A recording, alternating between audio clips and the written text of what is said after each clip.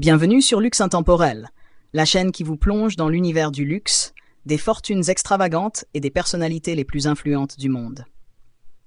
Aujourd'hui, nous allons vous raconter une histoire qui semble tout droit sortie d'un film.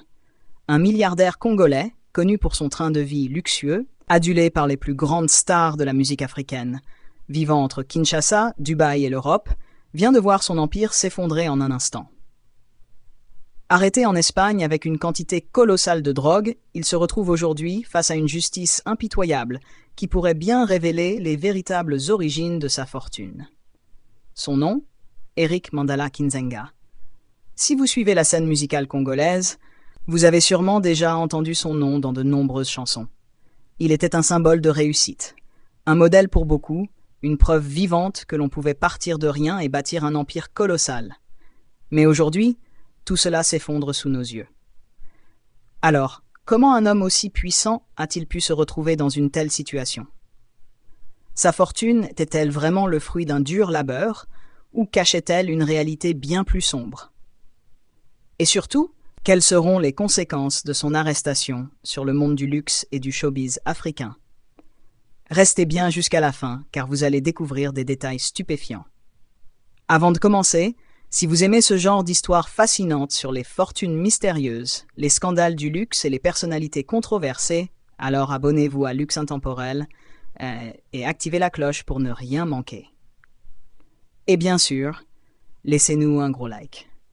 Ça ne vous coûte rien, mais ça nous aide énormément à continuer à vous proposer du contenu exclusif. La montée en puissance d'Eric Mandala. Du business au sommet du luxe. Eric Mandala Kinzenga a toujours cultivé une image d'homme d'affaires à succès. Né en République démocratique du Congo, il a su en quelques années seulement s'imposer comme une figure incontournable du monde des affaires en Afrique. Il possédait une chaîne de télévision, Univers Groupe Télévision, basée à Kinshasa, et une entreprise de transport qui opérait entre Nairobi et d'autres grandes villes d'Afrique de l'Est. Mais ce n'est pas seulement par ces entreprises qu'il s'est fait un nom.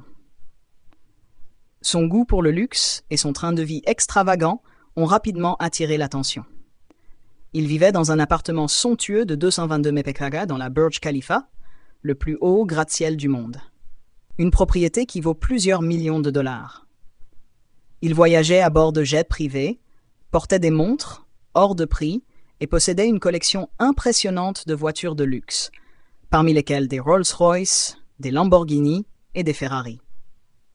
Mais ce qui a véritablement fait sa renommée, c'est son influence dans le monde de la musique congolaise.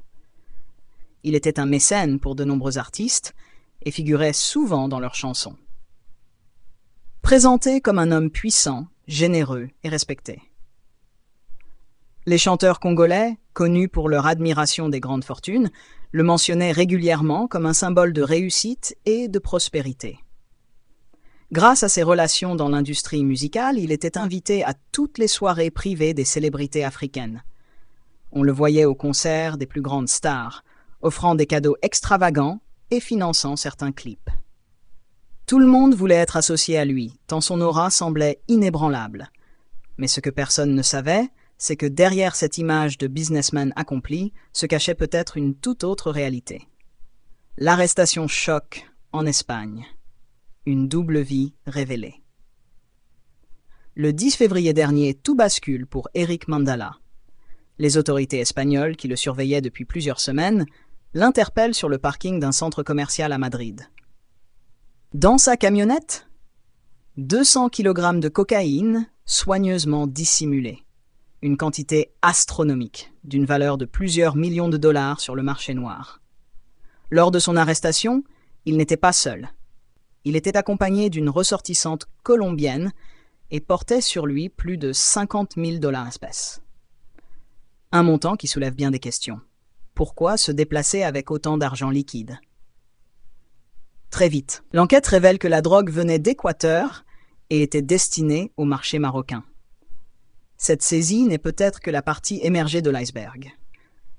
Les autorités cherchent maintenant à comprendre si Eric Mandala était un simple intermédiaire ou un acteur majeur d'un réseau international de trafic de drogue.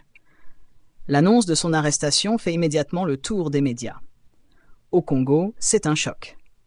Les artistes qui le mentionnaient dans leurs chansons commencent à effacer ces références. Certains refusent de s'exprimer, tandis que d'autres le défendent, affirmant qu'il s'agit d'un complot contre lui. Mais les preuves s'accumulent, et il devient de plus en plus difficile de croire en son innocence. Une fortune mystérieuse. Argent propre ou business illicite? La grande question qui intrigue aujourd'hui tout le monde est la suivante. D'où venait réellement la fortune d'Eric Mandala? Officiellement, il est un homme d'affaires prospère. Mais, même avec plusieurs entreprises, pouvait-il réellement financer un style de vie aussi extravagant? Son appartement à Dubaï, ses voitures de luxe, ses séjours dans les hôtels les plus chers du monde. Tout cela demande des dizaines de millions de dollars. Certains experts estiment que son arrestation pourrait révéler un système bien plus vaste. Son implication présumée dans le trafic de drogue pourrait ne pas être un cas isolé, mais plutôt le signe d'un réseau tentaculaire impliquant d'autres personnalités influentes. Aujourd'hui, il risque une peine de prison extrêmement lourde. L'Espagne, qui lutte activement contre le trafic de drogue, ne prend pas ce genre d'affaires à la légère. Quelles conséquences pour le monde du luxe et du showbiz africain? L'arrestation d'Eric Mandala est un tournant dans le monde du luxe et du divertissement en Afrique. Pendant des années, il a été un modèle pour de nombreux jeunes qui aspiraient à la réussite financière. Mais cette affaire met aussi en lumière une réalité troublante. Combien d'autres fortunes du même genre reposent sur des activités illicites? Le monde du showbiz congolais, qu'il a glorifié pendant des années, doit aujourd'hui faire face à une question inconfortable. Conclusion. Cette histoire est une véritable leçon. Derrière l'apparence du luxe et de la réussite, il peut parfois se cacher des réalités bien plus sombres. Que pensez-vous de cette affaire? Croyez-vous qu'Eric Mandala est victime d'un complot ou qu'il était vraiment impliqué dans ce réseau? Dites-le nous en commentaire. Si vous aimez ce genre de contenu et que vous voulez en savoir plus sur les fortunes mystérieuses et les scandales du luxe, abonnez-vous à Luxe Intemporel et activez la cloche pour ne rien manquer. Merci d'avoir regardé jusqu'à la fin et à très bientôt sur Luxe Intemporel pour une nouvelle plongée dans le monde fascinant des fortunes secrètes et des empires cachés.